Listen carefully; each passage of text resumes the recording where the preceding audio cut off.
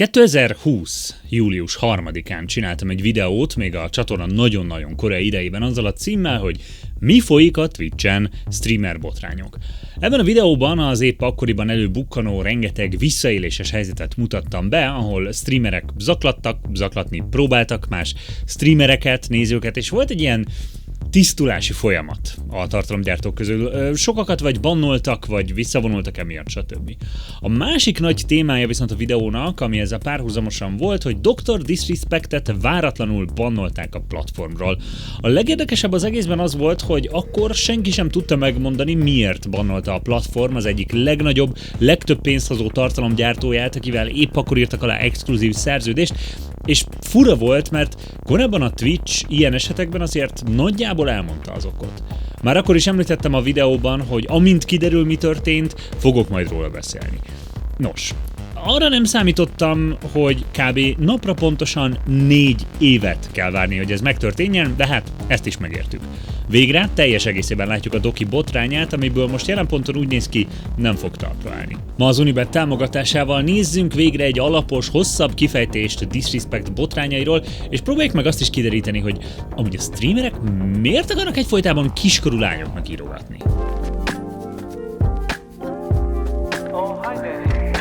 Na de, tekintve, hogy az eredeti videó is 4 éves, és nem feltétlenül tennélek ki titeket annak, hogy újra nézetem veletek, ahogy 4 évvel ezelőtt beszéltem, nagyon röviden foglaljuk össze, ki is ez a csávó, mert a banja óta igazából már sosem lett annyira releváns, mint volt, szóval simán lehet, hogy a mai nézőknek kb. Fogalma sincs, hogy ki ő. Tehát, Guy Beam alias Dr. Disrespect 2010-ben kezdte a tartalomgyártói karrierjét, igen, nagyon régen. Először YouTube-on indult el videókkal, ahol egy fiktív karakternek, Dr. Disrespectnek öltözve játszotta túl magát mindenféle gaming videókban. Értenetek kell, hogy ez az egész egy paródia volt, ami aztán szerintem valahol valósággá vált. Ha megnézed a doktor legelső videóját, az látszik rajta, hogy fog egy akkoriban nagyon is jól ismert sztereotípiát, az öntelt, önelégült Call of Duty játékost, és kifigurázza. Eltúlozza ezeket a mondatokat, és bemutatja, hogy mennyire ironikus, ennyire komolyan venni egy videójátékot, és azt, hogy valaki jó benne. Úgy, hogy közben amúgy demonstrálja, hogy ő ténylegesen mennyire jó benne. Feltűnően látszik rajta, hogy adott itt egy ember, aki szeret játszani egy adott játékkal, és kicsit dühítette, hogy mennyire komolyan veszik, és mennyire túlzásba viszik a menőzést más játékosok. Úgyhogy kitalált egy ilyen personát, ami ezt még feltekeri 11-re, és ezzel csinált egy videót, levezetve egy kicsit a feszültséget. A videók számára is meglepően sikeresek voltak, és a következő videókban folyamatosan mélyítette a lore-ját ennek a fiktív karakternek, hamarosan a sikerének köszönhetően pedig beléphetett az akkori gaming tartalomgyártás igazi sikercsarnokába, a Machinimába. Nem tudom, mennyire él még a Machinima emléke, most nem akarok feltétlenül mindenkit azzal untatni, hogy összefoglalom a történetét. A lényeg, hogy 2010-ben ez épp egy ilyen tartalomgyártói hálózat volt, akik felkaroltak csatornákat a logójukkal legitimizálva azt, és szélesebb közönséghez juttattál el, ha hozzájuk tartoztál. Szóval na, tekintve, hogy egy egyszerű poénként indult az egész, tényleg sikeres lett. De nyilván Guynak nagyobb álmai voltak. Alig egy évvel a csatorna indulása után kicsit takaréklángra rakta a tartalomgyártást, mert megvalósult az álma, és dolgozhatott a kedvenc játékát fejlesztő cégnél, a Sledgehammernél. Eredetileg még csak community manager volt, de aztán végül pályatervezőként is dolgozott a Modern Warfare 3-on. Emellett egy kicsit szünetre is ment amúgy a tartalomgyártásban, ahogy mondtam, de egy évvel később visszatért a YouTube-ra, még mindig kicsit szétszórt rendszerességgel, vagy rendszertelenséggel. 2015-ben pedig streamelni is elkezdett a Twitch-en. Ekkoriban végül úgy döntött, hogy a tartalomgyártást fogja előnyben részesíteni, és otthagyta a Sledgehammert. Mégis a tény, hogy ő egy játékfejlesztő cégnél dolgozott, elég volt ahhoz, hogy Disrespect neve több legyen, mint egy poén, vagy egy provokatív tartalomgyártó. Gyakorlatilag ezt emlegette mindig, hogy legitimizálja magát egy kicsit, hogy ő jobban ért a játékokhoz, mint más tartalomgyártók. Neki kapcsolatai vannak az iparágban, és mélyebben látja át az egészet.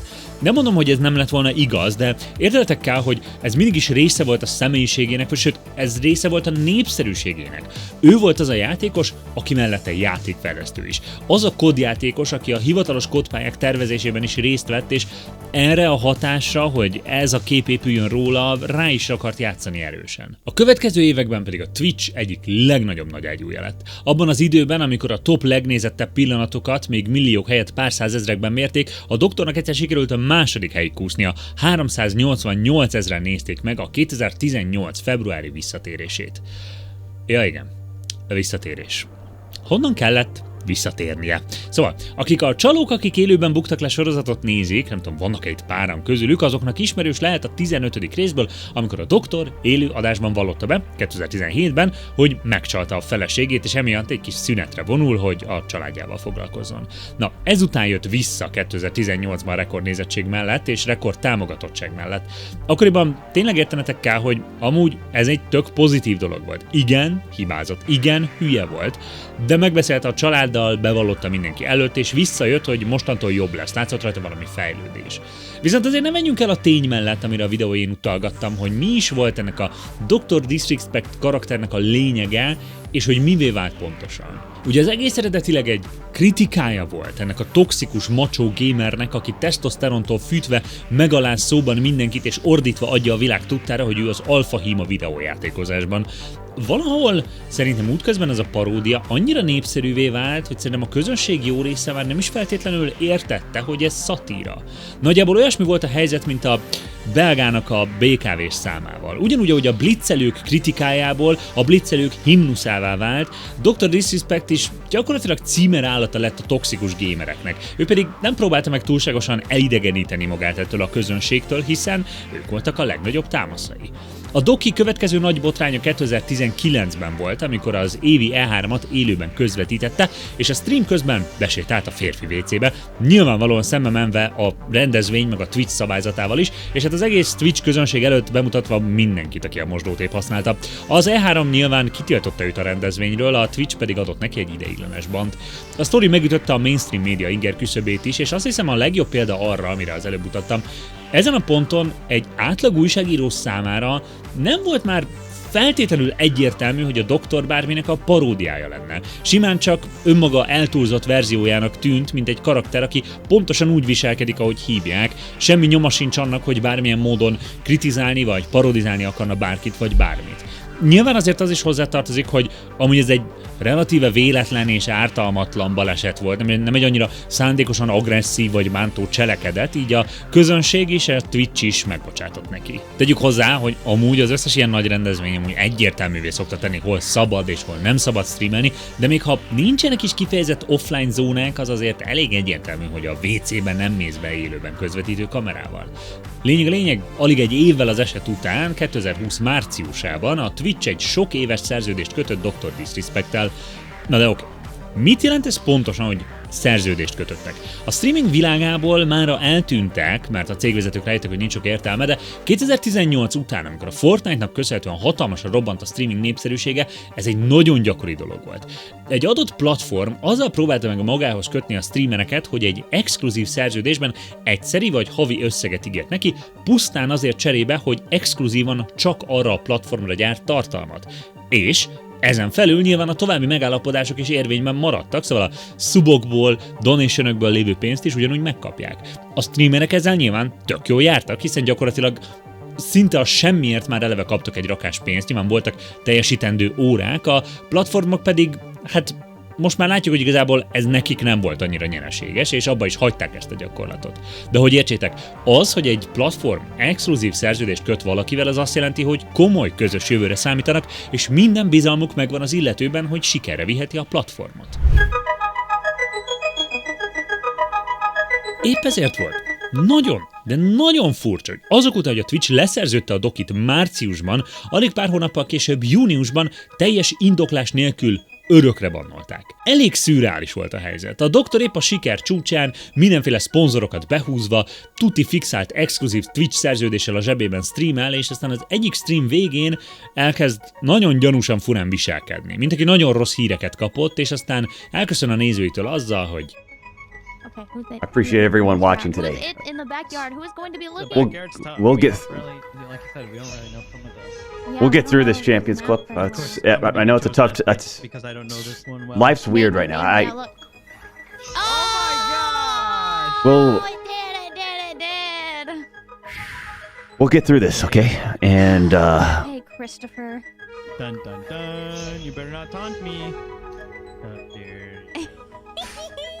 fuck. Nos, ezen a ponton nyilván elindult hamar a találgatás, hogy vajon mi lehetett ennek az egésznek a hátterében.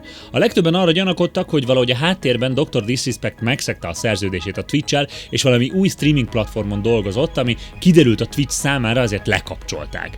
Nyilván ezt minden résztvevő tagadta, de emlékszem, akkoriban ez volt tényleg a vezető elmélet. Gyanús volt, hogy nem lehetett valami botrányos dolog, amit úgy általánosságban elítélnének az emberek, hiszen hogyha az lett volna a Twitch, miért titkolta volna el?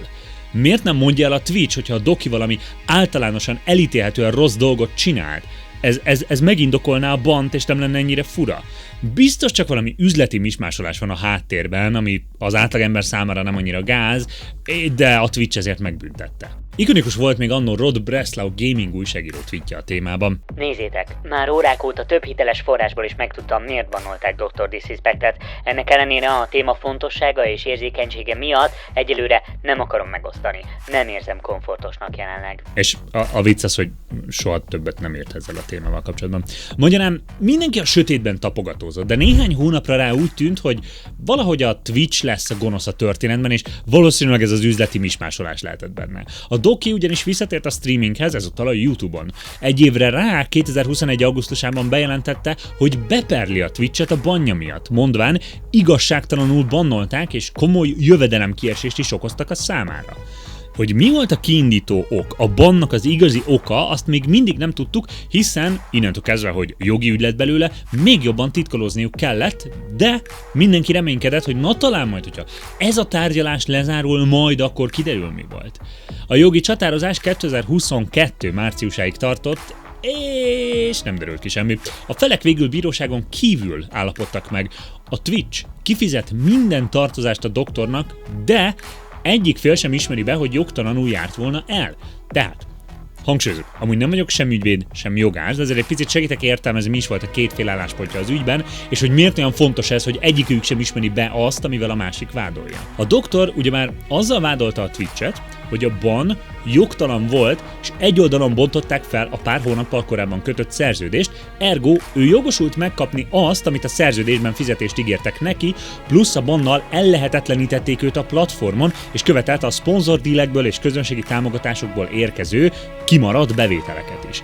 Ezzel szemben a Twitch álláspontja kizárásos alapon az kellett, hogy legyen, hogy valamit mégiscsak csinált a doki, amivel ő szegte meg a szerződését, ezért ők felbontották arra hivatkozva, hogy a doki sértette meg előbb, ezért nem jogosult ezekre a bevételekre. Ergo, ha nem érezték volna úgy a Twitchnél, hogy a doktor csinált valami nagyon rosszat, nem lépték volna ezt meg. Amikor úgy van vége a pernek, hogy egyik fél sem ismeri be a bűnösségét a dologban, az azt jelenti, hogy valami történt, csak nem tudnak megállapítani, hogy kinek van igaza. Viszont nem szeretnék, hogy egy bíró vagy egy esküdtcég döntsön az ügyben, mert elképzelhető, hogy mindkét fél számára kínos dolgok derülhetnek ki. Ismétlem, nem vagyok ügyvéd, ez egy laikus értelmezése annak, ami itt jogilag történt. Annak ellenére, hogy 22. márciusában megegyeztek, a doki megkapta a pénzét és örökre elbúcsúztak a Twitch-től, nem állt le. 24. áprilisában egy stream közben rákérdezett valaki az esetre, és látszott, hogy őt még mindig dühíti, mi történt. You know, when the purple snakes, and I mean slithery, disgusting purple snakes, did what they did, banned the two-time. I mean, that was tough. That was a tough time. I'm not gonna beat around the bush, man. That was a tough time. We didn't know. We didn't find out till a year later, you know. But during that year, I mean, that was during that time. I mean, we built everything up to that point. You know, we lost out on a lot of big deals, a lot of sponsorships. I mean, shit, we had Nike. We were talking to Oakley. I mean, and that's no joke, man. I can bring up Oakley prototypes right here. And then that shit happened, man. And I was in a spot that I hadn't been in before as emotionally. Tehát amikor most közeledtünk idén nyárhoz, két dolog még mindig nyilvánvaló volt. Az egyik, hogy nem tudjuk még mindig, hogy mi volt a konkrét eset, ami miatt a dokit bannolták, a másik pedig, hogy feltűnő volt, hogy még mindig nem tudta elengedni a témát, és még mindig váltig állította, hogy neki volt igaza az ügyben, és őt károsították meg. Ő volt az áldozat a témában. Na és akkor most nézzük, mi az, ami most kiderült, amiről már valószínűleg mind hallottatok. 2024. június 21-én egy volt Twitch dolgozó előállt Twitteren azzal a váddal, hogy Dr. Disrespectet azért bannolták, mert ízléstelen üzeneteket küldözgetett egy kiskorúnak a Twitch privát üzeneteken keresztül. Ez volt az első olyan eset, hogy valaki, akiről tudjuk, hogy lehetett konkrét tudomása az ügyről, mert nyilván tudtuk, hogy ő tényleg a Twitchnél dolgozott, valami nagyon kézzel fogható vádat fogalmazott meg. És elég hamar kiderült, hogy nem csak légből kapott gyanúsítgatásról van szó. A The Verge Tech magazin 2 nappal később egy másik volt Twitch dolgozót megkérdezve megerősítette az esetet 2 szemtanú beszámolójára alapozva. A doki a másnapi streamje végét nagyon fáradtan, kiégve zárta le, és azt mondta, hogy kicsit most valószínűleg visszavonul a streameléstől. I'm just feeling burnt out. You know? Maybe it's time to start something new. Something different. You know, challenge those creative senses. A desire to explore different realms, if you will.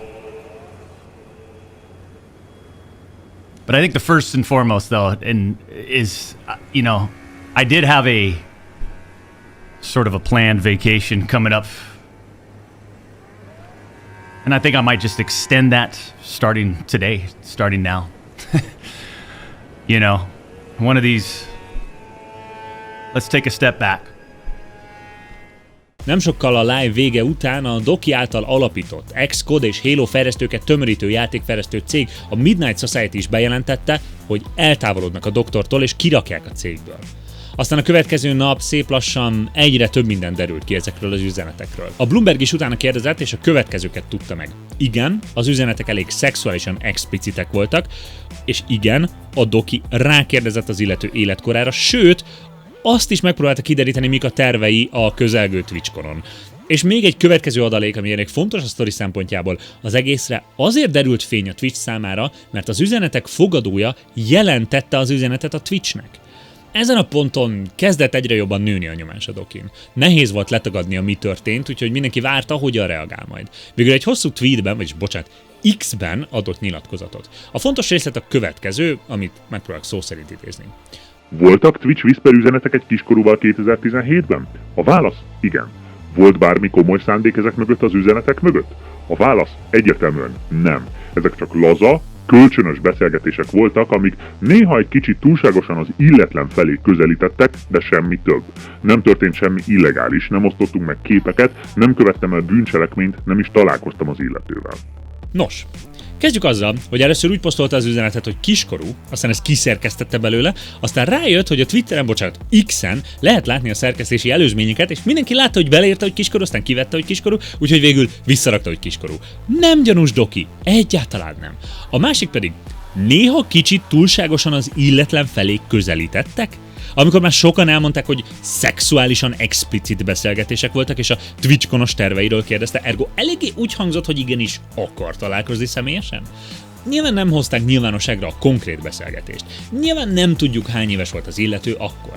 De azért annyit tegyünk hozzá, hogy jelen helyzetben doki feltűnően enyhíteni próbálja a körülményeket, ahol csak lehet. Ergo, ha mondjuk 17 éves lett volna az illető, akkor ezt írta volna, nem pedig az, hogy kiskorú, nem?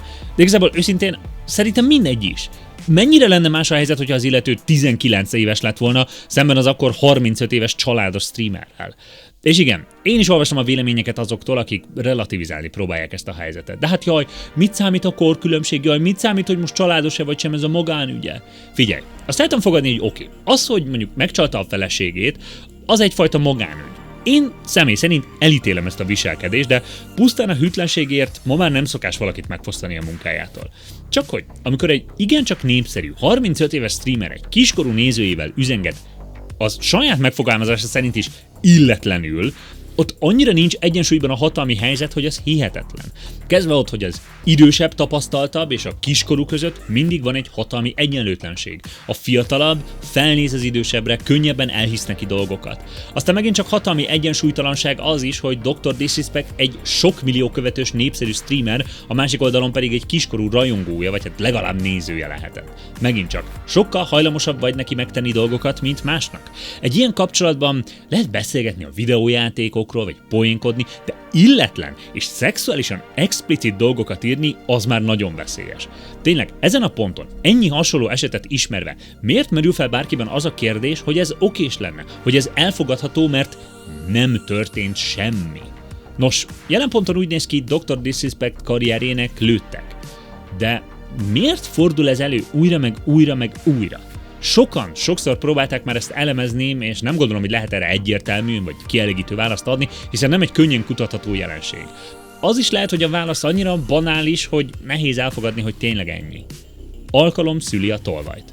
Amikor az ember tartalmat gyárt az internetre, akkor mondjuk hiába nem fókuszál a tartalma feltétlenül fiatalokra, az igazság az, hogy az internetes tartalmakat mindig főleg fiatalok fogyasztják. És amúgy ezek a fiatalok pedig mindig akarnak olyan tartalmakat fogyasztani, amik kifejezetten idősebbeknek szólnak, mert amikor kamasz vagy, amikor tini vagy, akkor pont, hogy felnőttebbnek akarsz látszani, mint vagy. A Twitch és a YouTube nézettségének az életkora eleve alacsonyabb, nekik van ugye több idejük ilyeneket nézni. Ha pedig elmegyünk abba az irányba, hogy mondjuk videójátékokhoz köthető tartalom, akkor meg végképp látszik, hogy bármilyen gaming tartalmat csinálsz, a közönséged nagy része 18 és akörül lesz, főleg valószínűleg inkább iskolások. Ha pedig tartalomgyártóként érted rajonganak a kamaszok és írogatnak neked, akkor előbb-utóbb biztos lesz olyan is, aki valamilyen vonzalmat érez feléd. Ezek a paraszociális kapcsolatok abszolút elkerülhetetlenek, erről beszéltem korábban. Na most, ezen a ponton a legtöbb ember azt mondaná, hogy figyelj, nincs köztünk semmi ilyesmi, ilyennel ne keresd meg, vagy, és szerintem ez a legjobb opció, egész egyszerűen nem reagál az ilyenekre, de látjuk azt is, hogy elég sokan nem így kezelik. Úgy érzékelik, hogy oké, ez egy privát üzenet, a másik fél lelkes, biztos nem fogok lebukni, válaszolok neki, írogatok neki. És akkor vannak extrémebb példák, ahol a tartalomgyártó rákap ennek az ízére, és már elkezd specifikusan vadászni az ilyen rajongóira, és elérni náluk, hogy szexuálisra forduljon a beszélgetés. Lásd például Nosika hasonlók, aki több lány nézőjétől is kért, sőt, követelt ilyen képeket. Aztán vannak azok is, akik szimplán csak belecsúsznak egy ilyen beszélgetésbe, és nem feltétlenül van bármiféle kihasználásra irányuló szándék bennük, de mégis azért olyan irányba viszik a kommunikációt, ami túlmegy egy határon. Nyilván nem tudjuk, hogy a doki üzenetváltásában mi hangzott el. Nyilván nem tudjuk, hogy ki kezdeményezte ezt a beszélgetést egyáltalán. Nyilván nem tudjuk, volt-e több hasonló beszélgetésen más nézőivel. De azt gondolom, hogy még ha nem is ő kezdeményezett, még ha nem is volt más hasonló, az egyetlen helyes reakció ebben a helyzetben nem belemenni. Nem elindulni ezen az úton. Márpedig az alapján, amit tudunk, ő valamilyen irányba elment. Nem tudom elképzelni, milyen kontextus lehet, amiben elfogadható, hogy egy nézővel való beszélgetésre azt a jelzőt kelljen aggatni, hogy illetlen, pláne egy kiskorúval. És igenis, a dokinak jobban kellett volna tudnia, és most itt ez a lényeg. Tudnia kellett volna, hogy ez nem oké, és nem belemenni ebbe, nem pedig reménykedni abban, hogy ez majd titokban marad mindenki előtt. És igen, az is egy érdekes mellékvágány, hogy amúgy, amellett se menjünk már el szó nélkül, hogy a Twitch dolgozók konkrétan látnak minden privát beszélgetést a platformon? Azért ez sem teljesen oké, és ezen is kéne, hogy legyen valamilyen korlátozás. Mert nyilván, amikor kiskorúakkal szembeni visszaélések vannak, akkor jó, hogyha rálátnak, csak akkor valahogy ez nem teljesen van jól kommunikálva, mire látnak rá, és mikor, és mennyire. Jelen helyzetben persze tök jó, hogy látták, mi történik, és tudtak lépni, de azért biztos vagyok, hogy vannak olyanok, akik semmi rosszat nem tettek, csak olyan privát gondolatokat osztottak meg ilyen üzenetekben, aminek nem örültek volna, ha egy random Twitch dolgozó azokat látja. Szóval reméljük csak azért olvasták ezt, mert jelentették, és amíg nem látnak rá, mindegy. Mondanám, hogy beszélgessünk erről a témáról még a kommentekben, de kicsit félek, hogy vannak a dokinak olyan rajongói magyarok is, akik nagyon durván relativizálnák a helyzetet, elég sok ilyet olvastam, na mindig.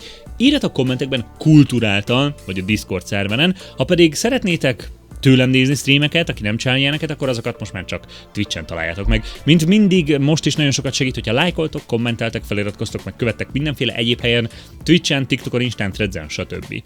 Várok titeket legközelebb is. A csatorna támogatója az Unibet.